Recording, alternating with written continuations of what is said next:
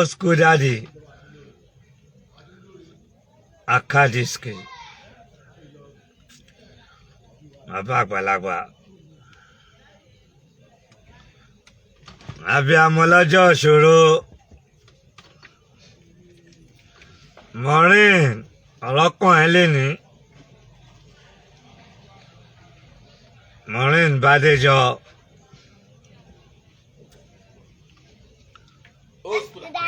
mo gbọ́ bó ṣe ń ké mo gbọ́ bó ṣe ń sọ̀rọ̀ mo gbọ́ ẹ Maureen mo gbọ́ bó ṣe ń sọ̀rọ̀ ẹ̀ ń ṣe pa bàbá ẹ ọkọ ẹ ọ̀rẹ́ ẹ fàdí ẹ kì í ṣe pé àgbọ̀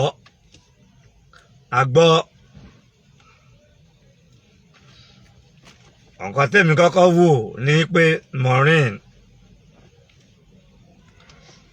Bádéjọ program is a good program, very good program. Mo wá wò pé kí ló sún ẹ dé level àwọn tó lọ bá dìrì yẹn. Mo wà Britain ni mo ti kọ́kọ́ rí ẹ. Lọ́nà tó ń sọ mo rẹ́rìn-ín. Mo ní àwọn ìyá wa rèé. Ẹ̀jẹ̀ àkọ́kọ́ fi Maureen hàn yín. Ọmọ Bádéjọ fún ẹ̀.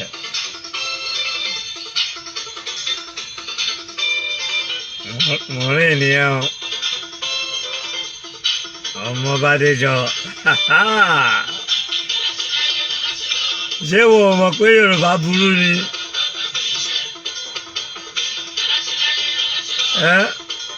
Maureen mi mo ń gbọ́ ẹ̀ tó ṣe ń ké ìgbà tó kọ́kọ́ lọ dá sí ọ̀rọ̀ yìí mo ní ẹ̀bí lewúrẹ́ ń jẹ bọ̀sọ̀ ọlọ́kà. Mo ní Maureen mi sọ pé Ọlọ́run má jẹ́ kó bá ẹ̀bí mo ní ọmọbìnrin yìí máa tẹ́ níbi tó wà ní ìwọ tí program ẹ yàtọ̀. Ẹbí Yorùbá ló péré Maureen. Ṣé wọn ṣàlàyé pé Yorùbá le láti bá dá òwò pọ̀? Ṣé wọn sọ fún ẹ irú ìgbésẹ̀ tí wọ́n lọ gbé? Nǹkan tọ́lọ́run ò bá fọwọ́ sí kò kí ń bọ́ sí. Àti wípé òun láti máa ní àwọn àgbàlagbà lẹ́gbẹ̀ẹ́ because obìnrin ni ẹ́, housewife ni ẹ́. Iṣẹ́ sọ̀rọ̀sọ̀rọ̀ kò easy. Maureen Bádéjọ mo kúkú gbọ́ gbogbo bó ṣe ń ké tó ń sọ̀rọ̀. Ìgbà tí mo wá gbọ́ pé òun ló ń bá wọn gba fọ́ọ̀mù. Mo ní mo ní Maureen máa tẹ́ torí mo mọ̀ pé wọ́n máa fa àbùkù kàn ẹ́ gbẹ̀yìn ni. Torí mo mọ̀ pé wọ́n máa tẹ́ ẹ gbẹ̀yìn ni. Nítorí àwọn tí wọ́n bá dáwọ́ pọ̀ yẹn illiterate ló pọ̀ jù nínú wọn. Àwa dẹ̀ ń sọ fún wọn kì í gbọ́ wọn máa rò bá ń bú àwọn ni because they are illiterate, stark illiterate, bloody illiterate. Mi wá mọ̀ bóyá Yorùbá nìwọ àbí Yíbò àbí bolo ti jáde Maureen tó lọ bá wọn dá sírú ètò bẹ́ẹ̀ gba fundraising fún nǹkan tó máa dá ìlú rú. Already wọ́n ti class ẹ as a terrorist. Ìgbà tí mo wá ń gbọ́ mo wá pariwo lọ bá àwọn ọ̀rẹ́ mi pé Maureen máa ṣe báyìí, Maureen máa ṣe báyìí, Maureen ṣe báyìí, Maureen máa ṣe báyìí. Àwọn ọ̀rẹ́ mi ní irọ́, mo ní báyìí mà ni mò ń gbọ́. Mo tún dákẹ́. mo fọwọ́ lẹ́rọ́ gẹ́gẹ́ bí wọ́n ṣe kọ́ wa wípé òye làgbà ń wò, pé òye làgbà ń wò. Wá ní mo ní ọmọbìnrin Maureen yìí, kí ni ọmọ yìí kàwé, ó dẹ̀ ń ṣe dáadáa. Your program is excellent, very very educative program. In the first place, kí ló sún ẹ wípé o fẹ́ máa lọ bá wọn gba fundraising fún àwọn tó ń jà fún ìjà ìlú? Kí ló sún ẹ débẹ̀? Ọ̀rọ̀ àwọn tó dáwọ́ EndSARS ni, orí wọ́n dáwọ́ EndSARS silently because wọ́n mọ̀ pé ẹnikẹ́ni tó bá ń gba fundraising live tẹ̀ ń dáwó, gbogbo yín tẹ̀ ń dáwó,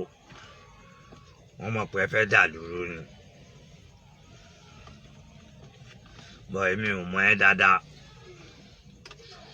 ó ní mo ṣe ti pẹ́ pé Maureen kí ló ṣe òrẹ́ ní bẹ́ẹ̀ sọ̀rọ̀ ni, torí àwọn tó bá dòwò pọ̀ yẹn wọ́n máa fi ibi ṣú ẹgbẹ́ yín ní. Ìgbà tí mo wá dákẹ́, mo fọwọ́ lẹ́rọ̀, mo ń wò. Ìgbà tí wọ́n á rí ẹ, ohun tí mo ṣe láìkẹ́ tí mo ṣe program yìí fún ẹ, ìgbà tí wọ́n á rí ẹ, mo rí pé pẹ̀lú ọgbẹ́ ọkàn ló fi ń sọ̀rọ̀. Maureen Ìbádéjọ, mo rí pé ọgbẹ́ ọkàn ló fi ń sọ̀rọ̀. Mo wá ń wù ẹ́, mo wá jókòó síbẹ̀, mo listen dáadáa. Maureen, mo listen, mo wá credit ẹ pé o gbé ìgbésẹ̀ ọmọ akin. At the end of the day, ó jẹ́ kí n credit ẹ, kí n tún wá respect ẹ, kí n wá sọ fún ẹ pé Maureen, next time jọ tó bá tún dánrú ẹ̀ wò, tó lọ ń bá wọn dá sí àwọn Yorùbá tó ń dá owó lórí net, mo tẹ̀ mọ̀ pé ò ní ṣe mọ́ná. Mo wá gbọ́ bó ṣe ń sọ ń pa bọ́ọ̀ yẹn, gbogbo owó tó sẹ́yìn sákàǹtì ẹ̀. Àwa wà ní Nàìjíríà, wa ń gbọ́ gbogbo ẹ̀, ọ̀tàwà ò sọ̀rọ̀. Bọ̀ mo kí ẹ púpọ̀ púpọ̀, Maureen Ìbádéjọ. Nítorí yẹ kí inú èmi dùn nìyẹn o, tí mo wo program yẹn. You refund all their money back. O refund owó àwọn olówó padà fún wọn. That shows level wa ló wà orí ẹ pé nǹkan tí mo dẹ̀ expect kó ṣe òun ló ṣe yẹn. Láti ń sọ jágajàga sí ẹ, ìwọ housewife, and moreover, tí wọ́n sọ fún ẹ, ṣé ò kí n ṣe Yorùbá ni pé àwọn Yorùbá burú gan? Kò sí nǹkan tó lè ṣe fún wọn, wọ́n máa fi ibi ṣú ẹ, àfi tó bá ṣoore fún àwọn tí ó mọ̀re, tó bá sọ̀rọ̀ fún àwọn tó mọ̀rọ̀, tó bá bá àwọn tí level ẹ tó bá wọn rìn. In the first place, ohun tó yẹ kójú ẹ rí lójú ẹ rí yẹn, nítorí pé kò yẹ kó dá sí. Because your program is excellent, it's different. Bóyá kó wá ń class àwọn tó ń bú wọn yẹn tán, wá wẹ̀ you dey just fashi there cause some are jealous ẹ. Gbogbo ẹni mo ń gbọ́, gbogbo bó ṣe ń bú ẹ, bó ṣe ń ṣe everything, mo rẹ́rìn-ín. Torí àsìkò ọ̀rọ̀ ò tí tó sọ. Ìgbà tó wá dá owó, ní tí mo expect kó ṣe nìyẹn. Ká ní pé o kó owó yẹn fún wọn ni, ọmọ àlè ní ẹ Maureen. But ó wá wùwà ọmọ kọ. Mo gbọ́ tí máa nǹkan sọ jágajàga. ṣé kò mọ pain kò mọ bí àwọn Yorùbá ṣe máa ń bòǹbàdé yàn pẹ̀lú ọ̀rọ̀ owó àti anything. ẹni tó bá fẹ́ jarújà bẹ́ẹ̀ ó máa ń tìmọ̀ pẹ̀lú ìjọba ní torí owó tó ń ná bẹ̀rẹ̀ ṣe owó kékeré. ọmọ ò fẹ́ sọ̀rọ̀ púpọ̀ jù. Maureen one love. Maureen sórí ilé akọ ẹ tó bá ti wà lórí kíkálà fún wọn because ò sí set wọn náà. Ọ̀rọ̀ tó dáwọ́ EndSARS ni wọ́n dá secretly ni wọ́n dá owó EndSARS because wọ́n mọ̀ pé owó yẹn ẹnikẹ́ni tó bá wà ó ní bí wọ́n ṣe seize gbogbo account wọn ni kánú wà Nàìjíríà ní ohun ọkọ̀ tó bá ti ṣe fún ẹ because already wọ́n ti class ẹ mọ́ terrorist ó wà lára wọn tó ń dàlúrú tó fẹ́ dàlúrú because wọ́n ló start fund tí wọ́n ń dáwó fún wọ́n dẹ̀ ló wà ń charge ẹ̀ wàá ti yanjú wá sọ fún ọ pẹ̀lú ọmọ tí ò mọ̀ kankan á jẹ bọ́tà ni nǹkan àti bẹ́ẹ̀ parí ẹ̀ mo wá send program ẹ̀ yẹn mo send ẹ̀ sáwọn honorable méjì pé kí wọ́n gbọ́ wọ́n wá pè mí padà wọ́n ní àwọn máa fún mi ní feedback in 24 hours. ṣé o ń gbọ́ mi o Maureen Bádéjọ wọ́n ní àwọn máa pè mí padà in 24 hours lórí ọ̀rọ̀ ẹ. ìgbà tí wọ́n wá pè mí ó yẹ kí n ti ṣe program ẹ látànà. ìgbà tí wọ́n wá pè mí wọ́n á sọ fún mi pé àwọn ti gbọ́. mo jẹ́ kí wọ́n mọ̀ pé innocent person yẹn ò mọ anything nípa ẹ̀ àlàwọn náà dẹ̀ fi ti ara wọn gbọ́ gbogbo nǹkan tó sọ láti bẹ̀rẹ̀ dé òpin ni wọ́n fi ti ara wọn gbọ́. wàá rò fún gbogbo nǹkan tẹ́ ẹ̀ ń sọ bẹ́ẹ̀ wọ́n ń gbọ́ yín. mo kí ẹ kudos to you thank you very much. abárírù wọ ó ti mọ̀ pẹ̀lú àwọn tó ń sòótọ́ ọ̀rọ̀ àpọ̀ tá à ń sòótọ́ ọ̀rọ̀ lórí net media class olúkálùkù ó dẹ̀ yàtọ̀. Please don't ever Maureen Bádéjọ don't ever bring yourself low to that kind of people. Don't ever do it.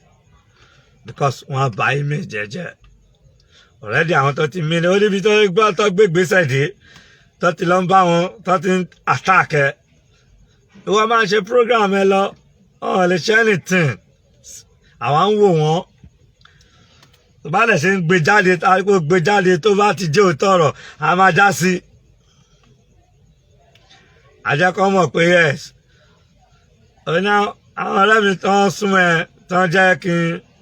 wọ́n kí fún mi pé àkánú Maureen kò mọ̀ ń pa ẹ̀ kò ṣe kí ni kan mo ti wà lẹ́nu program ẹ ti pẹ́ o mo ti wà lẹ́nu program ẹ ti pẹ́ ní mo ń dúró láti get the fact gbà tí wọ́n á rí program tó ṣe gbogbo yín Maureen kò jókòó kò listen sí mi dáadáa and listen carefully pẹ̀lú àwọn listeners ẹ̀ má bá wọn dá sí irú pé ẹ̀ ń dá owó láti sọ pé kọ́ lọ ṣe kinní kan fi jà ẹni tó bá fẹ́ jà àwọn mọ́là ò kì í pariwo ọ̀kadà ló ń gún lọ bára wọn ní kọ̀ọ̀kan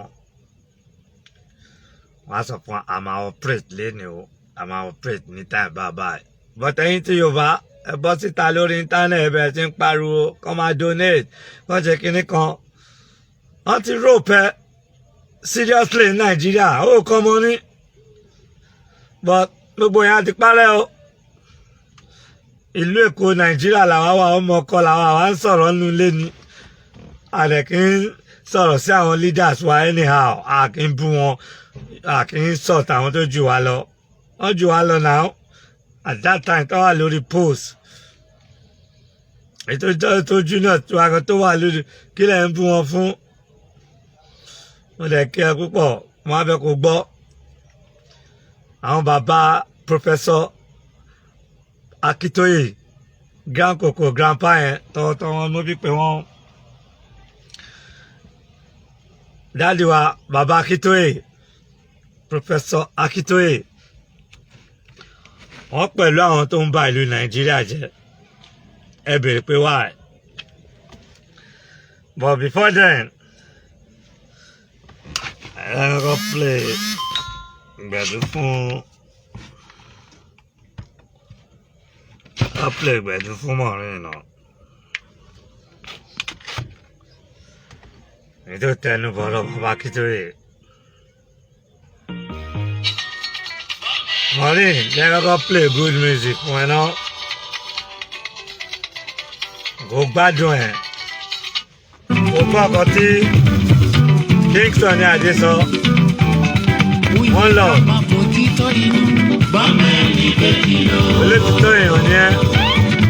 the true person eva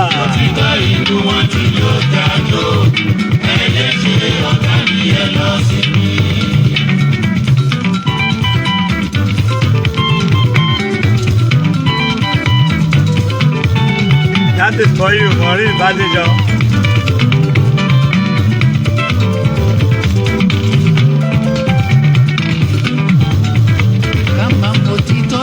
Òtítọ́ ó máa ń lékè òtítọ́ tó fi inú kan bá wọn lò òun ló gbé ẹ lékè yẹn nítorí wàá sọ sórí àwọn bàbá wa yẹn. Yes, Maureen.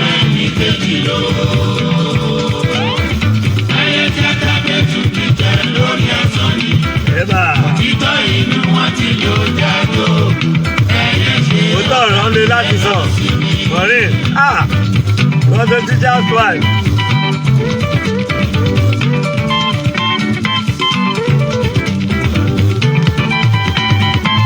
Mo gbọ́ bàtà lọ pé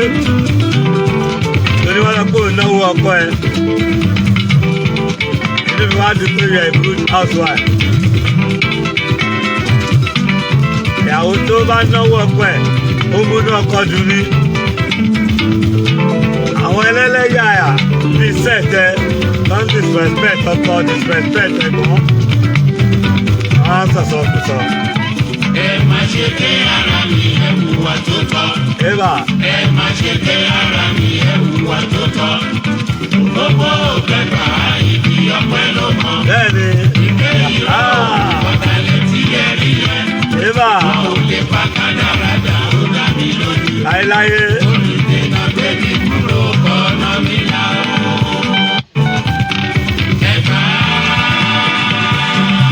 That is for you, Madam Maureen Badejo. Old school, àwọn tó nǹkan ṣe, àwọn wà lórí mídíà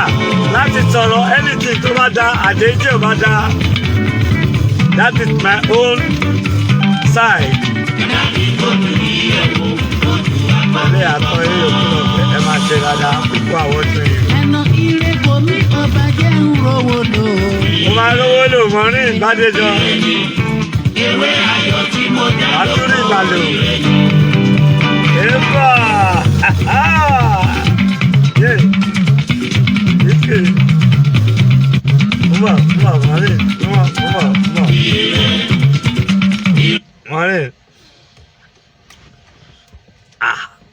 Mo ní nígbà tí wàá gbọ́ lẹ́nu ẹ̀ tó ní ọmọ oníṣẹ́ yẹn náà náwó ọkọ ẹ̀ ọ̀nà tẹ́kiri kan wọ́n á wù ó bó ṣe ń ju tó sísítà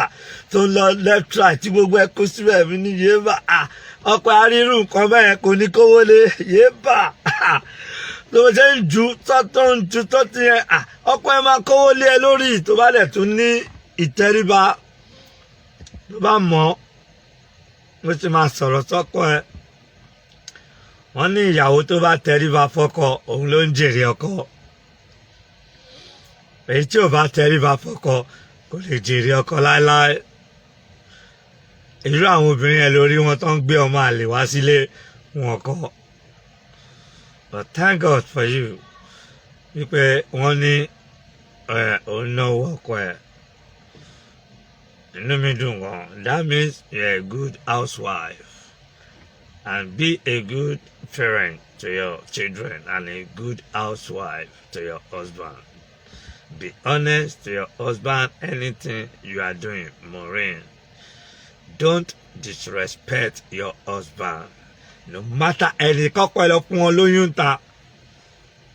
má sọ dìjà, because bàbá òbí sọ pé ọkùnrin kan ṣó lọ́ba olúwa mi yàn fóbìnrin. Ó dẹ̀ láwọn Muslim wọ́n fẹ́ àwùjọ ni. So mo kí ẹ púpọ̀ púpọ̀, Maureen. I greet you púpọ̀ púpọ̀. So ká bọ́ sórí ọ̀rọ̀ má bá wọn gba donation bẹ́ẹ̀ mọ́, Maureen, please. Don't do it because ogun ni ó máa ń fà sórí gbogbo àwọn tí ń sà sórí pé wọ́n freeze gbogbo account a lot of people ẹ̀ mọ àwọn èèyàn tó kó wọn pariwo ẹni wọn. Wọ́n kó àwọn èèyàn gan. Wọ́n dẹ̀ seize account gan. Gọ́ọ̀mẹ̀ntì lágbára ju everything lọ.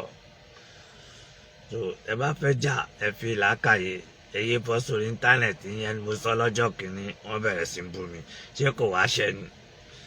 Tẹ bá ń jà fún tẹ bá ti ń fi rọ́kùn ó máa bá gbogbo nǹkan tẹ̀ ń ṣe ó máa bàjẹ́. Ìwọ náà rí i pé wọ́n tún gbé irọ́ yẹn irọ́ wọ́n tún gbé dọ́dọ̀ ẹ̀. Gbogbo ẹ̀yin tí ẹ̀ ń dáwó ogun owó wàhálà tí ẹ mọ̀ pé ilé ayé ò rí bẹ́ẹ̀ Nàìjíríà à ń jẹ̀yà gan. Wọ́n ti múná lọ nísìnyí. Kò sí iná, àwọn ìyá wọn sọ́fà, ní àwọn good leaders àkọ́kọ́ pa gbogbo wàhálà tó wà tó ń bá wa jà nínú Nàìjíríà. Ẹ fẹ́ lọ yes, kò sí nǹkan tó bàjẹ́ nínú ẹ̀. Ẹ bá wá àwọn àgbàlagbà tí wọ́n máa bá yín ṣe tí òfin ní jẹ́ pé ó ń fa wàhálà tí nǹkan tẹ̀lé ń jà fún yẹn á jẹ́ tẹ̀yìn lọ́wọ́. But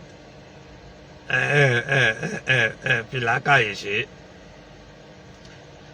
ẹ máa pa wọn, ẹ máa bẹ́ wọn lórí, ẹ máa confuse wọn ni. But Maureen, one love, I'm more grace to your elbow. Mo dúpẹ́ lọ́wọ́ ẹ gan. Kò dẹ̀ dúpẹ́ lọ́wọ́ àwọn òbí ẹ. Mo dúpẹ́ lọ́wọ́ àwọn òbí ẹ pé orí wọn ó wà pẹ̀lú ẹ. Next time má bá ẹni Yorùbá gba donation. Tó bá máa bá wọn gba donation wá àwọn àgbàlagbà, àwọn tó bá lẹ́nu iṣẹ́. Kó wá wọn lọ, kó sọ fún wọn pé nǹkan báyìí pé ó fẹ́ ṣe é. Á ṣàlàyé fún ẹ.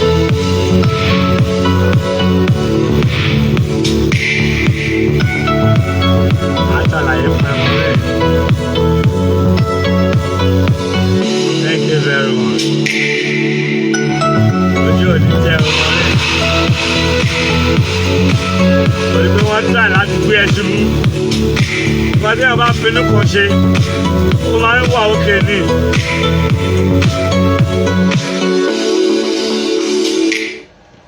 Nǹkan tí wọ́n bá finú kan ṣe, Maureen, lórí mo gbọ́ lẹ́nu ẹ̀. Ọkọ ẹ try tó jẹ́ kó torí bọ́rú nǹkan bẹ́ẹ̀. Obìnrin torí bọ̀ nǹkan tó torí bọ̀ ẹ̀. Wọ́n ní ọkùnrin Ọlọ́run wà pẹ̀lú ẹ, wọ́n máa ń tẹ́bọ̀ gbẹ̀yìn ni. Nítorí bọ̀ yẹn tó rárá bọ́nú ẹ̀ wẹ́lẹ́jẹ́ yẹn. Ìwọ̀n náà rí ọkàn ẹ, ó rí pé ọgbẹ́ kún lọ́kàn ẹ. So please, don't bring yourself low to those people's level next time. Baba Professor ṣé Bánjí ìtẹ̀yìn nìkan gbogbo sẹ́ẹ̀tì yín mo gbọ́ ọ̀rọ̀ kan lẹ́nu yín tí ò dẹ̀ yẹ kẹ́yìn dáàdi wa kẹsọ ẹni port ẹ̀ ń tẹ̀lé àwọn tó mọ nǹkan kan pa ọ̀rọ̀ Nàìjíríà àwọn tó ti bí ní ìgbà tí Nàìjíríà tí Nàìjíríà jẹ́ Nàìjíríà ẹ̀yin tẹ̀lé jẹ́ granddad wa báyìí tẹ̀jẹ́ granddad wa ẹ pẹ̀lú àwọn tó jẹ́ kí Nàìjíríà move forward a lot of àwọn bàbá a lot of àwọn ẹ̀gbọ́n Nàìjíríà tó yẹ kí gbogbo yín kẹ́ dúró kẹ́ túnṣe ní táìmù ẹ gbogbo yín kàwé ní now granddad Professor Banji tọ̀tọ̀ ni mo fi pé ó dáàdì mi àbálẹ̀ jẹ́ sí mi o ẹ pẹ̀ láwọn tí ò jẹ́ kí Nàìjíríà mú forward nítorí nìkan gbogbo ẹ̀yin bàbá wa yẹn ìwé lẹ́yìn ló ń kà ìwé ní gbogbo ẹ̀yin Yorùbá kọjú mọ́ that's why you are a professor today granddad gbogbo sẹ́ẹ̀tì yẹn ẹ̀rí gbogbo wọn yóò ń kú sínú yàrá 3 days 4 days ló ń kú sí lóyìnbó because ní time yẹn tí port wà tó fún wa ní independence àwọn ò kéré jù I'm talking of 1970 71 2 3 day 4 táyì tó tẹ̀ lọ́pàá òye nísìnyí kankan yẹn afẹsẹ̀rìn dé Babish ní granddad gbogbo ẹ̀yin bàbá wa ń gbà yẹn ìwé ní gbogbo yín kanjú mọ́ ọkọ̀ ní most of you lẹ wọ̀ wá sí Britain lọ sí America ní years náà ń jọ́nà torí plane kò available tí bá parọ́ granddad kẹdàmílò kẹchàmí granddad Professor Banji mo kí yín púpọ̀ òwe wọn lọ ń kàwé ẹ̀ ń kàwé àwọn ìyá wa ń lọ fún nursing wọ́n lọ fún doctor wọ́n lọ fún kílẹ̀ lọ fún tán àwọn Haúsá wa jókòó ti mo rántí 1972 àbí if I'm not mistaken or 71 72 yẹ kí Dantata kí bàbá yẹn tó kú ẹ mọye mọ́tò tí Dantata tó ń kó wọ port àwọn Haúsá ló wà ń bẹ granddad gbogbo ẹ̀yin wọn tẹ́ ẹ̀ mọ́ sórí tẹ́ ẹ̀ ń jambla ẹnu Ọlọ́run jẹ́ kẹ́mi igun pẹ̀lú nǹkan tẹ́ ẹ̀ mọ́ tẹ́ ẹ̀ ń sọ pé pàwọn bàbá yìí lọ́jọ́ wàhálà alẹ́ fún wa rútẹ́mi àti ìyá táwọn ń jẹ lẹ́nìí àwọn granddad wa Professor Banji and co àwọn ni wọ́n dá wàhálà alẹ́ fún wa tí à ń face ní èní nítorí ìwé lọ́lọ́ńkà wọn ò dúró sílùú wọn wọ́n tún lù wọn ṣe kọ́ ṣiṣẹ́ àwọn ọmọ làwọn kóra wọn síbẹ̀ Dantata òun sanwó ọmọ ẹ̀kọ́ ní Dangote ni àbí cousin or whatever mọ mọ́tò tí máa ń lọ bá Dangote Dantata ṣe bàbá yẹn kọ́lọ́ ń fún ọ̀run kẹ́ tó ń fún wa ní good money tó ń kó wọ port ìmíì tí ò ní start wọ́n máa ti bọ́lẹ̀ láti orí ship ni.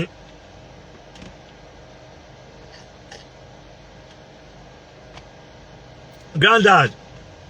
ẹ bá purọ́ kẹjá mi sá you're a professor today gbogbo ẹ̀yin bàbá tí ẹ ṣe ẹ̀tọ́ ẹ̀ńjọ́ náà lọ́run tẹ̀ ṣì wà láyé ẹ wá rí pé Nàìjíríà ò dá níṣojú nítorí gbogbo yín ò ṣe the right thing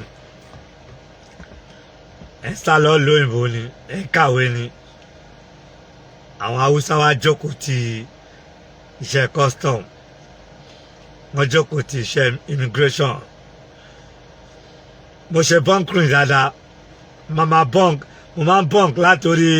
badge wa sínú ọkọ̀ kan ṣe fathers nìkan average ẹ wo years 71 72 torí gbà yẹn tó bá kàwé àwọn bàbá wa ní kó lọ kọ́ṣẹ́ ìyẹn ló mú Tinubu wá sínú Èkó pé òun fẹ́ tú Èkó ṣe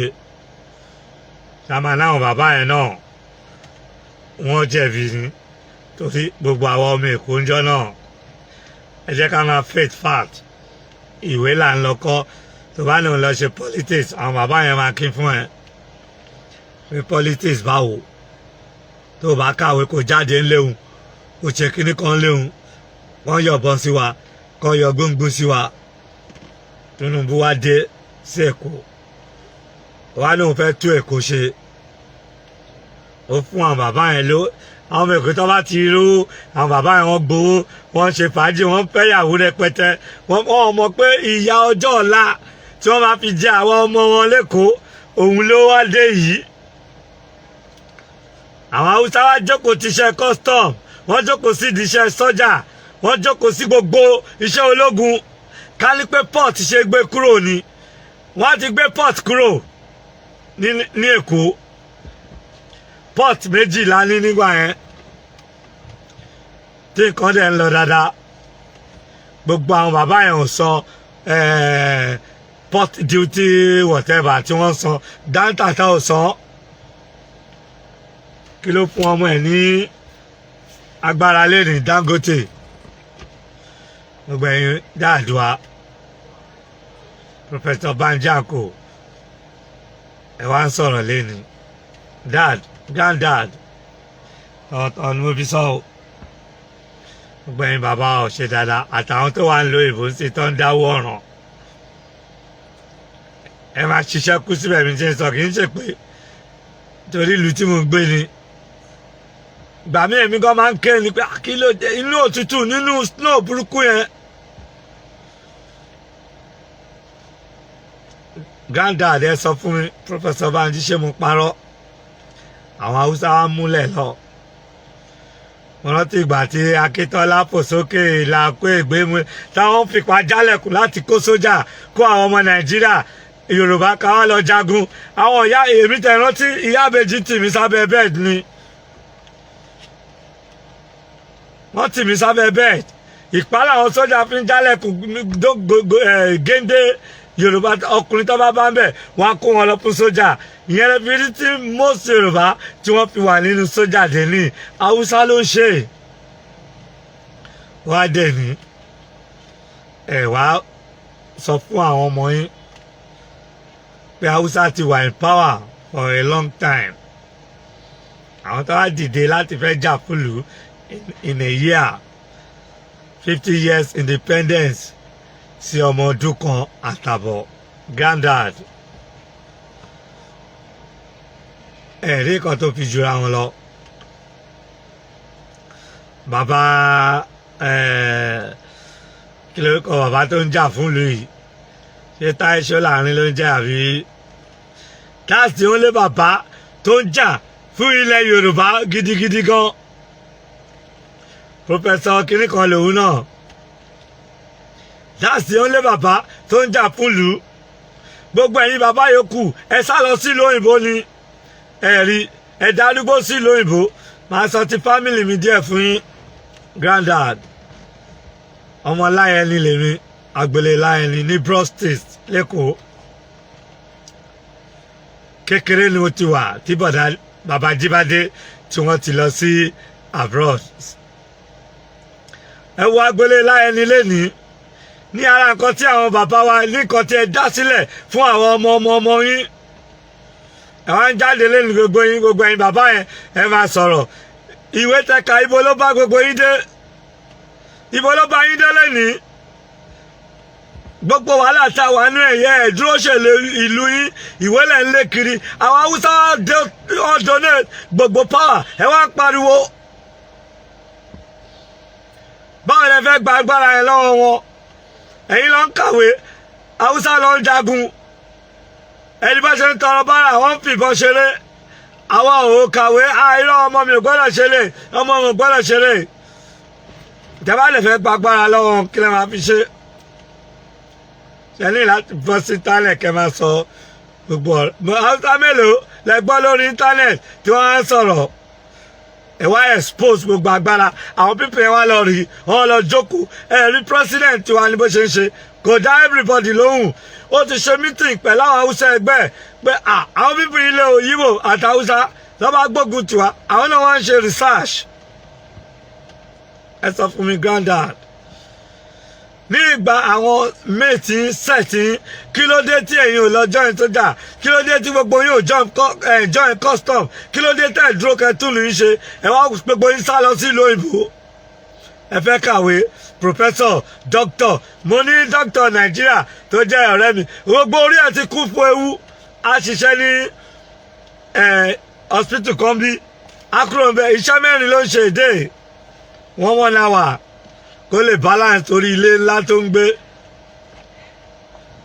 wà ṣéun náà fọ́ sí kìsìn ọ̀dẹ̀ lè wálé màmá tèmi bí ṣe ń sọ ọmọ agbólé láyẹn ni ẹ̀yin ní kọ́kọ́ granddad bàbá jíwádé wọ́n lọ sí ìlú òyìnbó first born láyẹn ni nìyẹn lọ́kùnrin wọ́n lọ sí ìlú òyìnbó if I'm not mistaken ètò láwọn kàwé wọ́n dé lóyìnbó tó tán wọ́n jókòó sí lóyìnbó wọ́n wálé àwọn àtọmọ wọn jíbádé tán bí sí lóyìnbó níjọ́ tó máa wálé èmi nitel ni mo ti máa ń lọ ń fóònù bàbá dáàdì wa yẹn ẹ̀gbọ́n àwọn màmá mi àbúrò wọn ni unisa tó ń ta spare part ní Ìdúmọ̀tà ẹ wò yí ẹ̀ṣẹ̀ níjọ́ náà lọ́hùn ẹ wo ọkọ tí bàbá yẹn mú sílẹ̀ iwájú agbolé láyẹni ni wọ́n ti ń ta bàtà táwọn ń wọ̀ lọ sí skul agbolé yẹn jáde sí Quayside àlejò ló kúnnú bẹ̀ àwọn kọ̀ọ̀kan ní lágbàmọ́ra sínú bẹ̀ ọmọ èkó mélòó bàbá wa yìí lọ sí lóyìnbó bíi sẹ́ẹ̀tì yín ni wọ́n jù yín lọ́nà wọ́n wálé mọ́ most of you ẹ̀yin bàbá wa ẹ̀gbọ́n wa ẹ bá pariwo ẹ bá dé port haúsá ló wà mẹ ẹ bá dé bọ ìkíní kan haúsá ló wà wáyé tá haúsá ò ṣe ní wà mẹ ṣẹ́yìn dúró ṣe léyìn ni ṣe dúró sí ilé yín ẹ túlù ṣe gbogbo yín kan náà àwọn ọ̀rẹ́ mi David kì í ṣe gbogbo aláìjọ wà ní London ṣé wọ́n wálé ni gbogbo yín wálé ẹ wá náà ń jà fúnlẹ̀ Yorùbá ilẹ̀ Nàìjíríà báwo lọ ṣe ní máa kówó oúnjẹ bàbá yẹn wá wálé ó kú sí ìlú òyìnbó unisa tó yẹ bàbá tó kàwé tó yẹ kó jẹ́ olórí ẹbí Fáṣọlá Kọ́lá ni ó wo agbolé láyẹn èmi ò tí ì débẹ̀ o ẹ wo Olúwọlé náà ní Olúwọlé tí táwa ti tán park tí a ti ń ṣeré tá à ń ṣe everything Fáṣọlá àbí Tinubu wọ́n débẹ̀ wọ́n mú gbogbo Èkó wọ́n dàrú because ẹ̀yin bàbá tẹjẹ bàbá wa ẹ dúró tún inú ilé yín ṣe báwo ni inú ilé yín ò ṣe ní bàjẹ́ ẹ sọ fún wa náà gbogbo ìwé tẹka professor doctor lawyer ẹbí ibo ló gbé gbogbo yín délé ní ẹ wá ń fi àjẹ àwọn ọmọ yín bàbá yẹn kú sí ìlú òyìnbó Jíbádé ò wálé inúsà tó ń ta tó tú wájú ọkùnrin tó tú lówó lọ́wọ́ wọn ò fọ́lò agbolé láyẹni up bọ̀dá bòǹgó dà pé sójà tí ẹ tí mo torí mo mọ ẹ̀gbọ́n yẹn bíbó ni bọ̀dá bòǹgó wà tí Tinubu tó fi wó agbolé láyẹni tí wọn dẹ̀ tí fún wọn lówó dè níyì ẹ jẹ́ ká máa sọ fat gbogbo àwọn ọmọ Èkó story tèmi lèmi sọ yẹn o agbolé láyẹni dèní kí ló ṣẹlẹ̀ níbẹ̀ gbogbo àwọn bàbá tó yẹ kó jà lọ́kùnrin obìnrin làwọn màmá tèmi kí ni wọ́n mọ̀ ìwé mélòó lọ́kà gbogbo ẹ̀yin tẹ́ wá jẹ́ olórí ilé kọ̀ọ̀kan agbolé kọ̀ọ̀kan nílùú Èkó ẹ sá lọ sí ìlú òyìnbó ẹgbẹ́ àjòjì ẹgbẹ́ gbogbo agbára Èkó fún ẹ follow ẹ up ẹ wá mú gbogbo àwọn ọmọ yín ẹ send wọn sí ìlú òyìnbó ẹ wá ń sọ̀rọ̀ pé Tinubu ṣe kinní kan yes fine ọgbẹ́ ẹ̀yin bàbá granddad ẹ ṣe dáadáa rárá gbogbo ẹ ṣe dáadáa ilé wọn á gba gbogbo ilẹ̀ mọ́ yín lọ́wọ́ wọn gba gbogbo ilé mọ́ yín lọ́wọ́ ẹ̀sà má bá wọn sọmọ pé haúsá ló ẹ̀ kíní kan ló ẹ̀ ibo ni gbogbo ẹ̀yin wà ní táìmì ẹ̀ kọ́ ni gbogbo yín wà ní dáńtàtà kó gba ọmọ ìwé mélòó ni wọ́n kà gbogbo àìjọ dàgbà pẹ̀lú Dangote ṣé mo mọ̀ ṣé Methodist boys tàbí school wo ni Dangote lọ bàbá wa gbàgbára fún kówó sílẹ̀ gbogbo owó port wọ́n gbé fún owó ṣe business lọ́ntìẹ̀ ó wá di billionaire the rich man in Nigeria rich man mélòó ló wá nínú ẹ̀yin tẹ́ jẹ́ Yorùbá eléyìí tó jẹ́ Ọ̀tẹ́dọ́lá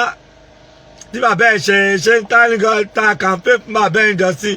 Ọ̀tẹ́dọ́lá ọ̀hún kí ni kó Yorùbá mélòó ló gbà síbi iṣẹ́ Ọ̀tẹ́dọ́lá yín Yorùbá mélòó ẹni tí òru ògbà tóun náà sọ́fà tó ń rìn kiri gbogbo adé nínú Ògúnsọ̀yà wọ́n di mílíọ̀nì àtàn ṣé wọ́n ẹ̀pọ̀ ẹ̀yin Yorùbá ẹ wá ń sọ pé ẹ fẹ́ jà kiri ẹ fẹ́ ṣe kiri kan ẹ̀mí oníkan máa bọ̀ ẹ fi sùúrù àti làákàyè ẹ fi ṣe gandad ẹni mo bá wí o níbo lẹ wà ń gbogbo táìmù yẹn sẹ́ẹ̀tì ní gbogbo wọn nígbà tẹ́yìn bàbá wọn ò dúró tún léṣe ilé wa ń jò lénìí gandad Professor Banji ọmọ fi dárúkọ yín o àbábájọ àti gbogbo àwọn ẹgbẹ́ yín tó kù ẹ̀túlẹ̀ ìwé lẹ̀ ń kà náà ibo ṣọ́tán ibo ni Professor yín gbé yín délé ní ibo ló gbé gbogbo ẹ̀yin Professor ibo ló gbé yín dé táyì tó yẹ kẹ́ jókòó sílé kẹ́ túlẹ̀ yín ṣe ìlú òyìnbó ni gbogbo yín ti lọ ń serve à ń ṣọmọdọ̀ à ń ṣe everything ní ìgbà tí Cameroon dé ṣé kò lé gbogbo wa ni ó ní àwọn ọmọ Nàìjíríà àwọn ọmọ òyìnbó ó ní wọn ò ríṣẹ́ ṣe àwa là ń ṣe títì là ń ṣe ọ̀nà là ń tilẹ̀ ṣebí kan tí tá à ń ṣe ń lo ìbò nìyẹn àwa là ń gbá títì là ń fọ window àwa là ń wà ń car wash àwa là ní restaurant Nigerian restaurant àwa là ní gbogbo ẹ̀ wọn ò yọ wá lẹ́nu kí lẹ̀ ń ṣe Tinubu tó rù for 8 years kí ló ṣe sí ìlú kí ló ṣe sẹ́kọ̀ọ́ ẹ dáhùn Fáṣọlá nìkan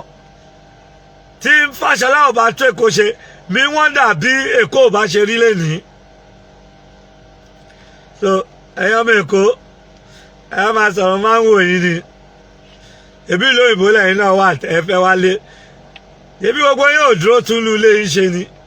ẹ lọ ń ṣọmọdọ̀ ẹ ń fọ̀dí ẹ ń fọ anything ẹ ń fọ gọ́tà ẹ ń gbá títì ẹ mọṣẹ́ tá à ń ṣe mẹ́rin ni mo kàn wọ́n jọ́ kan pé man shit èmi ò lè continue gbogbo eléyìí mọ́ náà ṣiṣẹ́ bí ẹni máa kú ká tẹ̀sọ́pá jẹ́ self-employed bọ̀ nǹkan táwọn náà fara ṣe ń kọ́ ní táwọn ìyàwó wa ń fara ṣe ń kọ́ ní táwọn ọ̀rẹ́ wa tán wà níbẹ̀ ọ̀rẹ́ mi tó kọ́lé méjì home kan ló gbẹ̀yìn sí ni tí mo ní kó jẹ́ ká máa bọ̀ nílé kò dá mi lóhùn after tèmi wálé tán èmi ni mo ti wá ń lo òyìnbó ẹ̀ ní Nàìjíríà tí mo ti ń lo 2 years tí mo dẹ̀ face big sickness tí mo ní stroke tí stroke attack mi ò lè sọ Maureen kò gbọ́ mi dáadáa àwọn ibi tí Yorùbá burú dé ọ̀rẹ́ mi kan wá help nígbà yẹn mo ò lè sọ̀rọ̀ ó àmú bẹ̀rẹ̀ sí rògùn kí n lè gbádùn ọtí má máa sọ̀rọ̀ wọ́n ní àká wọn àká is that you talk ọkọ rírà ẹ sọ fún mi ọ̀rẹ́ mi yẹn wá send 20,000 naira àbí 10,000 naira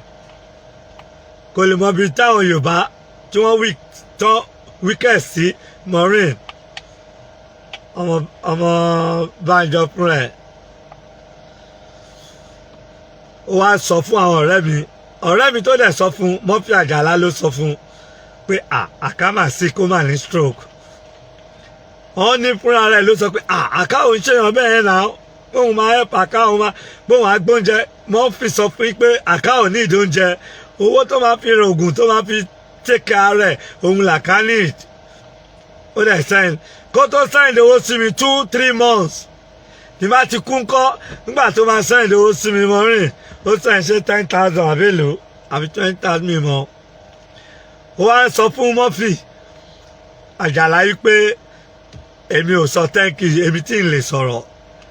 mo kọ́kọ́ bú sẹ́kún pé what ẹni tí ò sínú ẹni tí mo lè tọrọ owó lọ́wọ́ ẹ̀ níbi táwa bá jókòó sí ta bá ń ṣe fàájì tí owó wà lọ́wọ́ àwa láti kékeré ni kò sí lára wa but àwọn eléré tó ń pè tó ń jẹ́ kó fi pé bí ìpè èèyàn wọ́n fi Àjàlá lẹ̀ sọ mi pé fúnra rẹ̀ ló lóun fẹ́ òun fẹ́ fún mi lówó ó wá ní èmi ò sọ thank you sóhun èmi tí ń lè sọ̀rọ̀ èmi tí wọ́n fi máa pa fóònù létí pé àkáwọn gbọ́ngàn tó ń sọ ọwọ́ bàbá yìí tó ń sọ ṣé mo lè bẹ́ pé èèyàn kankan sọ thank you mo wá gbé fóònù mo wá text ẹ̀ mo bẹ̀rẹ̀ sí bá ṣeré because doctor ní kí n máa nǹkan tó máa múnú mi dùn ní kí n máa ṣe ìmọ̀ máa báyàn tí ó máa jẹ́ kí n wà depressed mọ́ ìgbà tí mo bẹ̀rẹ̀ sí báyàn tí inú mi dùn máa sọ̀sọ́ kú sọ máa rẹ̀ ẹ wo mí lẹ́ni èmi lẹ́ ń gbọ́ tí mò ń sọ̀rọ̀ dáadáa yìí o níbi tí àwa Yorùbá ti àbúrú sí ẹni tó sick tó kún lówó onítorí pé kò sọ thank you ó bẹ̀rẹ̀ sí rojọ́ mi kiri so mò ń sọ fún ẹ ìwọ Maureen Bádéjọ èmi máa ń wù ẹ mo láìkẹ àwa wà láti tún nǹkan ṣe ni inú mi dẹ̀ dùn kudos to you pé ó wu ọmọ kan don't talk to any of them pack them aside àwọn ẹ̀sùn wọn bá ṣó ẹ̀jẹ̀ wọn bá program ẹ̀jẹ̀ o and wọ́n dey bring low already wọ́n ti fẹ́ sọ ẹ́ ló wọ́n ti tẹ̀ ti sọ ẹ́ lẹ́nu ni so mo kí yín púpọ̀ granddad ẹ má bá wọn sọ pé ẹ bá lọ sí port mo ní what granddad ẹ lẹ́nu yín táwọn yẹn sọ tán kẹ wọ́n pa kúkúrú wọ́n pa ilé láti ń pààyàn ni àwọn àtàwọn ọmọ Haúsá láìjọ lọ sí school Ègùn Ìgbìrà gbogbo wa láìjọ wà ní school ní years ago hospital wà ní school wa gbogbo school tàbá máa lọ ṣe intersport ṣe everything government tó wà bẹ́ẹ̀ ṣé Tinubu rátíà sí school nígbà tó wà lẹ́kọ̀ọ́ Tinubu school mélòó ló wà lẹ́kọ̀ọ́ ẹ sọ fún wa Professor Banji Tinubu school mélòó ni Tinubu kọ́ sínú Èkó fún wa civil servant mélòó ni wọ́n increase o kọ́ máa san 20,000 30,000 fún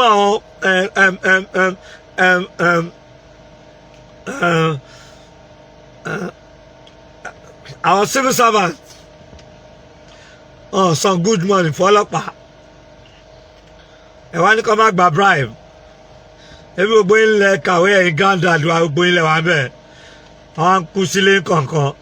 ayé most of them wọ́n kàwé títí sí lóyìnbó eléyà á lọ focus kan from one course to another from one àwọn tí ó brain wọn ò ṣiṣẹ́ from one course to another kí lẹ fi gbà ẹ wá ka gbogbo òwe náà tán ẹ wá fẹ́ wálé ẹ kò sọ́nà fún yín ìlú yóò dáa.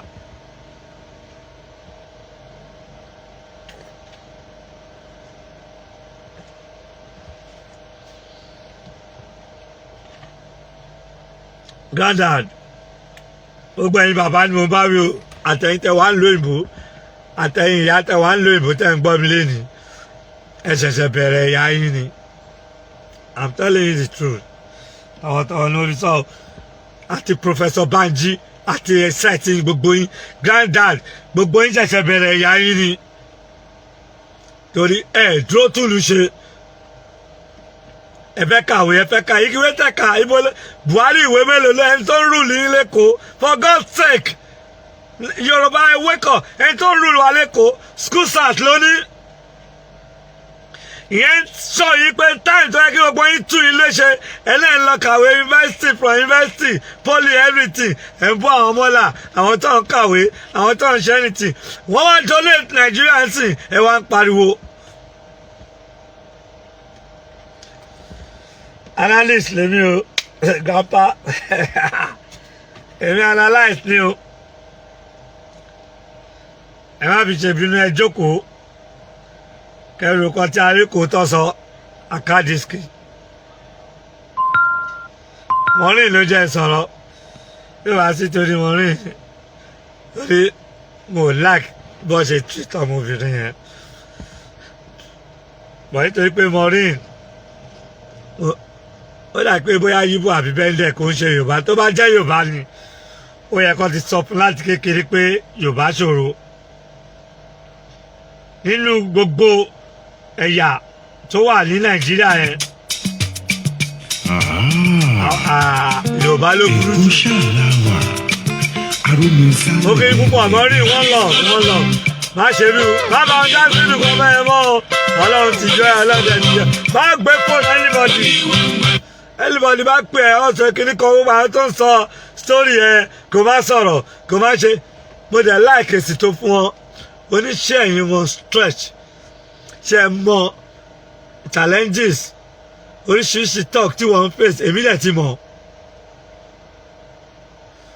òun ló jẹ́ kémi jáde kí n sọ̀rọ̀ lẹ́nìí kí n credit ẹ̀ mo ti ń ṣọ́ ẹ̀bọ̀ tipẹ́ gbà tó ń lọ Maureen ṣé dáadé ẹ̀ ṣì wà láyé ṣá ṣé mọ̀mọ́ ẹ̀ ṣì wà láyé ṣá ọkọ ẹ̀ ṣé Yorùbá ni ìyàwó mi ò lè torí bọ nǹkan bẹ́ẹ̀ ẹbí lewúrẹ́ ń jẹ̀bọ̀ sọ ọlọ́kà ó máa jẹ bíbọ ní torí tẹ bá stand owó tún ọkọ tẹ bá lò bẹ ọmọ pọ ìṣe fàájì ni ẹ gbà bẹ́ẹ̀ okay on love granddad tọwọ́tọwọ́ ni o ẹ lọ ro nǹkan tí àkàdé kí ọmọ yín sọ gbogbo èyí tẹ́ ń blame àwọn Haúsá lẹ́ni serious ìgbà tí brain yìí ò ṣiṣẹ́ tẹ́ ẹ̀ mọ anything ẹ̀ mọ story ẹ̀ mọ life ẹ̀ mọ kankan ẹ̀ jáde ẹ̀ social ẹ̀ ṣe gbajúmọ̀ ẹ̀ mọ bílù ṣe rí ẹ̀kọ́ jíjọ́ kan ẹ̀ fẹ́ ṣe kíní kan ẹ̀ fẹ́ ṣe kíní kan yes fine àwọn bàbá tó ti da gbogbo ẹ̀rú láti bẹ̀rẹ̀ ńkọ́ kí wọ́n jókòó sílé kí wọ́n tún lè ṣe àwọn náà bàbá pọfẹsọ bá ń jí bàbá yes kí wọ́n ṣẹlẹ̀ sí gbogbo ìwé tọ́ka president granddad ó yẹ kí gbogbo ẹ̀yin professors gbogbo ẹ̀yin lawyers governors honourables ó yẹ kẹfọ́ bójú Nigerian president school sat lónìí tí gbogbo yín sọ pé kò kàwé ẹ̀yin tẹ́ kàwé òun ni bàbá yín lénìí òun ló máa sọ nǹkan tí ẹ máa ṣe kí ni ẹ ń sọ fún èmi àti yín pé mi gbọ́ Yorùbá kí n má lọ sọ nǹkan mi wọ́n ní mò ń sọ tàwọn bàbá mi no granddad tọ̀tọ̀ ni o kì í ṣàyìn nìkan o Professor Banji granddad pẹ̀lú gbogbo àwọn ẹgbẹ́ yín àtàwọn ọba àtẹ́rì gbogbo tó jẹ́ àgbàlagbà tọwọ́tọwọ́ ni wọ́n fi sọ́sà o. ìwẹ̀lẹ̀ bá dé school start owner àbí kílẹ̀ ń pè é òun ni president ní èní ó yẹ kí gbogbo ẹ̀ bàbá ṣé tán gbogbo ìwé tẹ kà tẹ pera yín professor doctor honourable degree kìnìkan phd Nigerian president school start lónìí ìyẹn ń sọ fún yín gbà tí gbogbo wọn tó ń ṣe sójà tó ń jà fúlù tó ń ṣe custom tó ń ṣe ẹni káwọn ọmọ wọn ẹni ká má ṣe ni iṣẹ́ ìrànlọ́wọ́ kọ́ gbé lọ sí Màdúgùrì kọ́ gbé àwọn ọmọ náà dàgbà tí gbogbo yín kú kọ̀ọ̀kan ṣáwọn ọmọ náà kú pẹ̀lú yín ìwọ bàbá tó ń jà fọmọ sọmọ máa kú pẹ̀lú ẹ yẹ sọ fún wa náà ẹ bá fi ṣe analyst ni mi o Grand Coco gbogbo ẹ̀yin Afẹ́nifẹ́re ilẹ̀ ni mo wà ẹ̀yin bàbá mi ẹ dáríjì mi o mo ń ṣàlàyé mo analyse ni o gbogbo ẹ̀yin bàbá Afẹ́nifẹ́re náà gbogbo yóò yẹ kẹ́ fọ́ bójú ẹ̀yin bàbá àwọn OPC náà ẹ̀yin ọmọ Èkó onílànà onísọkúsọ ló pọ̀ jù nù yín tẹ́ pé inú ìdọ̀tí yẹn náà kọ́ ni gbogbo wa ti dìjọ jáde nínú Lagos Island gbogbo bí ìlú ò ṣe dancing ṣé ẹ rí ní ẹ ká máa ṣàlàyé fúnra mo kí púpọ̀ Grand Coco dad ẹ má sọ pé Hausa ló head port Hausa ló head ló pọ̀ immigration ẹ̀ ń tẹ̀lé ẹ̀ tí ò ka ojú òmò kankan ìjọ òun lọ́bi Hausa ti wà ní post láti kí wọ́n tó bí èmi I'm 64 years today kí wọ́n tó bí mi alẹ́ ìjọ kàwé pẹ̀lú àwọn ọmọ ṣáwọn Dangote kì í ṣe pé àjọ law school ni kì í pa ìjọ ọmọ Èkó ní Dangote náà Èkó lọ́bi sí àwọn bàbá wọn ti kówó sílẹ̀ fún wọn wọ́n máa ń fi àwọn èèyàn Yorùbá wọ́n máa ń fi ń ṣe ẹ̀yẹ ni ẹ máa lọ sí kinní kan Hausa ló pọ̀ bẹ́ẹ̀ ẹ máa lọ sí kinní kan Hausa ló ń pọ̀ bẹ́ẹ̀ nígbà tí àwọn tó ní ká wá ṣe sójà kì í ṣe pé ẹ̀ ń tì wá sábẹ́ bẹ́ẹ̀ kì í ṣe pé ẹ̀ ń ìwé lẹ́ni ká lọ kà láwọn adé kàwé ẹni ká lọ kọ́ mechanic àtẹ́mi drop out ní school mechanic ni mo lọ ṣe náà ni mo lọ kọ́ ó kí púpọ̀ one love ẹ̀yin Yorùbá ẹ̀rọ bàbá kìíní kan ó ní Yorùbá ẹ̀rọ oníwò Yorùbá ń ṣera wọn nítorí owó Yorùbá ń ṣera wọn nítorí ipò wọ́n gbẹ́bi fáláre wọ́n gbáre fẹ́lẹ́ bí wọ́n tún pe kíní kan kó wá mu ọgbọ́n tó gbé yín dé ipò ọlá yẹn ọgbọ́n náà ló máa jẹ́ kó tì yín mẹ́wọ̀n gbogbo yín máa ṣẹ̀wọ̀n dànù tó bá yá ni tàbá rí good leader kò bá ìjọba kékeré torí ẹ pé ọmọ kékeré ló ń rù nílò òyìnbó náà ìlú òyìnbó dẹ̀ mú forward ẹ̀yin ajókòó síbẹ̀ ẹ̀yin ẹ̀ kàwé nílò òyìnbó ní London ẹ̀ lọ́wọ́ rún abẹ́ yín gbogbo rún abẹ́ yín ti funfun ẹ bímọ síbẹ̀ ẹ̀ lè wálé kí ni ẹ sọ fún yín àwọn ọmọ tẹbí síbẹ̀ ọmọ òyìnbó ni wọ́n ẹ̀rọ báwọn òyìnbó orí wọn ò pé ni they make everybody okay ọ̀bẹ kẹ lọ́ọ́ lu ilé yín mọ́ wọ́n á ń da Nàìjíríà rú Hausa ló yẹ dìbí àìjọ lọ skul pẹ̀lú àwọn ọmọ ni èyí tí bàbá ẹ̀ ń ṣe agbépo ìjọ náà jẹ́ pé wọ́n máa ń forí rùgbẹ́ ni èmi àtàwọn ọmọ wọn àìjọ one class ni wọ́n ní àwọn ọmọ tó fine beautiful girl tí gbogbo wa ń tẹ̀léra wa ní kékeré ńjọ́ náà lọ́hùn ní ìgbà tí wọ́n gba ìjọba tọ́tẹ́lẹ̀ ń ṣe òmìnira ẹgbà politics àbí kíní kan ìlú wa bẹ̀rẹ̀ sí bàjẹ́ gbogbo national theatre ẹ bàjẹ́ gbogbo Èkó ẹ bàjẹ́ àwọn Haúsá yà ṣe meeting wọ́n gbé capital wọ́n gbé lọ sí Abuja dáàdúrà àkó ibo ni gbogbo yín wà níjọ́ tí wọ́n gbé capital lọ sí Abuja ẹ wá lẹ kàwé ẹ máa bọ́ ẹni tí ó kàwé ẹni tí ó sọ òyìnbó dáadáa mo ti sọ pé school president Nigerian president school start lónìí gbogbo ẹ̀yin tẹ́ kàwé professors graduate SAN lawyer everybody abẹ́ ẹ̀ lẹ́wà òun ló máa pàṣẹ ẹ lọ attack mi òkè tó lọ jà kó tó pe sójà kó tó pe ọlọ́pàá lọ síbi kankan ẹ máa gbàṣẹ lọ́wọ́ ẹ̀ ni. ok bó wà púpọ̀ one love Maureen a sọ̀rọ̀ máa pè ẹ́ I will talk to you any of them tó bá bẹ sọ ẹ jack shit let me know don't listen to them don't even pick their call anymore don't pick their call anymore.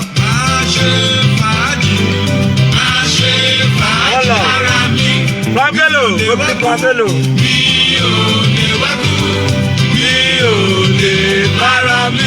Go pick Pambelo in one love. Pambelo. Abagu. Consign ọmọ Yorùbá worldwide.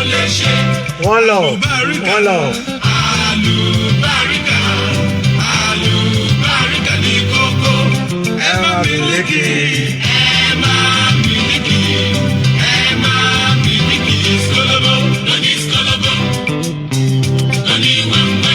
Eba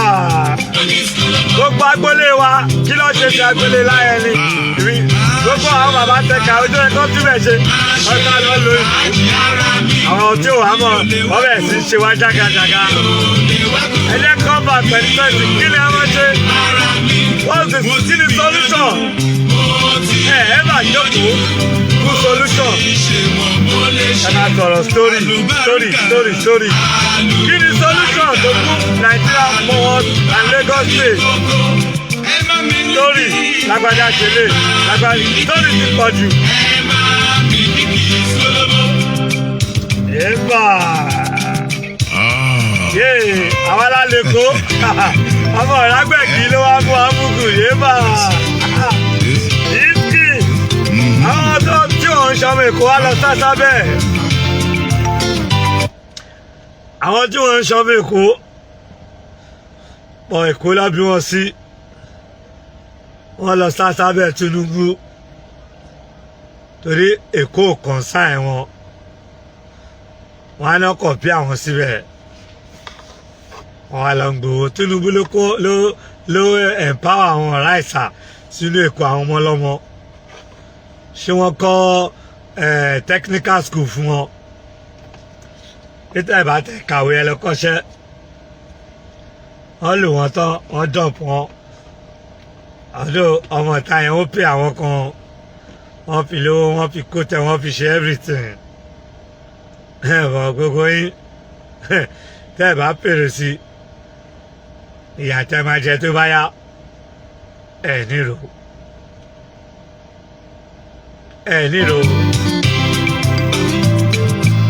gbogbo ọ̀gá jẹ pẹ́pọ̀ èkó lónìí ẹ̀ lè pé ilé ẹ̀ lọ sí gbogbo òní ìrìkẹ́ tí ọ̀jẹ̀ ní ẹ́ pẹ́pọ̀ òní bàjẹ́ o. gbogbo àwọn tẹ́ ń fi àjẹ lẹ́nìí lọ́ba gbé bẹ̀gbẹ̀yìn wọ́n á ní àwọn ọmọ yín kàbàkàbà wọ́n á sáré kò sí nǹkan tó níbẹ̀rẹ̀ tí ò lópin ẹ̀ láwọn tó ń wọlé lọ́pàá ẹ̀hàn jí owó ṣe everything tọ́lọ́pàá bá mú wọn ẹ̀rí bá ṣe ń fi irin handcuffs wọn lọ́wọ́ àbọ̀ ẹ̀rí bá ṣe ń mẹ̀sì wọn.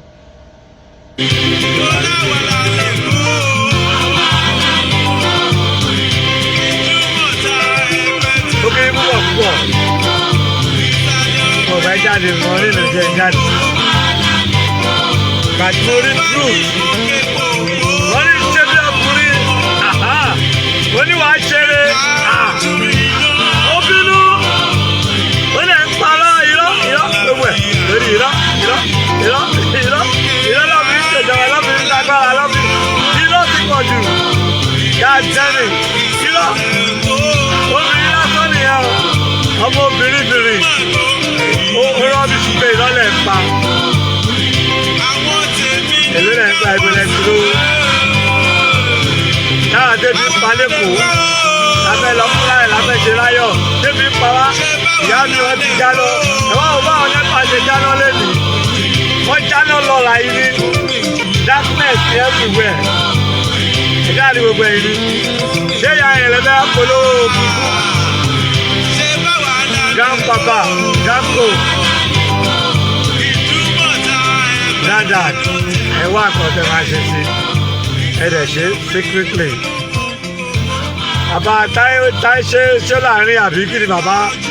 onípò bàbá yẹn nìkan ló ń jẹ́ ìmọ̀ye gbà tí wọ́n ń gbé bàbá yẹn tó lọ ń tìmọ́lé tó ń gbé tó ń sọ̀ tó lọ bẹ́ẹ̀ lọ́dún gbogbo ẹ̀ wá ń jáde lẹ́nìí á sọ fún wa pé kìnnì kan gbogbo yín lọ ń kàwé gbogbo ẹ̀yin tẹ́ ń gbọ́ mi lábúrọ̀d ẹ̀gbọ́n mi àǹtí mi ìyá mi egun kan gbogbo àwọn ọmọ tẹ́ bí sọ̀hún yẹn wọ̀n lè wá sí Nàìjíríà ọmọ òun ni wọ́n ẹgbà ibẹ̀ lẹ́bàá kaput sí torí ẹ̀ ṣe dáadáa gbogbo yín ẹ̀ tó tún ni àwọn yẹn tún ni wọ́n ṣe lẹ́sìn lọ́bẹ̀ ẹni bó wọ́n gbọ́ ni wọ́n pín in visa wọ́n pín in gbogbo ẹ̀ wọ́n pín in lé kẹ́ máa ṣọmọdé kẹ́ máa ṣiṣẹ́ ibi tó bá da sí ẹ̀ wá ń sòkò sí Nàìjíríà ẹ̀ wá lẹ̀ fẹ́ wá sí Nàìjíríà ọlọ́run ní ṣe ńlá láṣẹ dànù ló kí gbogbo yín wọ́n lọ wọ́n tó ń ṣàánú máa ṣàánú ẹ̀ lọ àánú ẹ̀ fi ọ̀nà ọ̀rẹ́ kí gbogbo yín o. Eba Kiski ó pọ̀ jù. Máa ṣe fàájì ara mi, mi ò lè wá kú, mi ò lè wá kú, mi ò lè para mi. Mo ti gbìyànjú, mo ti ṣe mọ̀ mo lè ṣe. Àlùbáríkà, àlùbáríkà, àlùbáríkà ní kókó. Ẹ má mílíkì, ẹ má mílíkì, ẹ má. Ìwọ́n tó kàwé yára ẹ̀ brain ayẹ káwọn illiterate máa mú yín gan ọ̀yìn lẹ sọ pé ẹni tí ò ṣe sídìí pẹpẹ kò lè ṣe nídìí kinní kan dúró tún lè ṣe wá bẹ́ẹ̀ ní kọ́kàn yín balẹ̀ wọ́n lọ mọ́rí mo kí ẹlẹ́ẹ̀kan sí sísítà wọ́n lọ má bá wọn já sínú kan bẹ́ẹ̀ mọ́ wọ́n ti count ẹ as a terrorist already àwọn tó dánwó ẹ̀sàì wọ́n secret lọ́ fi dà nígbà tí gọ́ọ̀mẹ̀ntì mọ̀ wọ́n kí ni wọ́n ṣe wọ́n bẹ̀rẹ̀ sí freeze accounts wọn bẹ̀rẹ̀ sí lé gbogbo wọn kiri ọlọ́run yẹ jẹ́ pé kí nàìjíríà kọ́ ló wà káyí nàìjíríà ló wà ní wò bá ti jí sóra rẹ̀ mọ̀rin wọ́n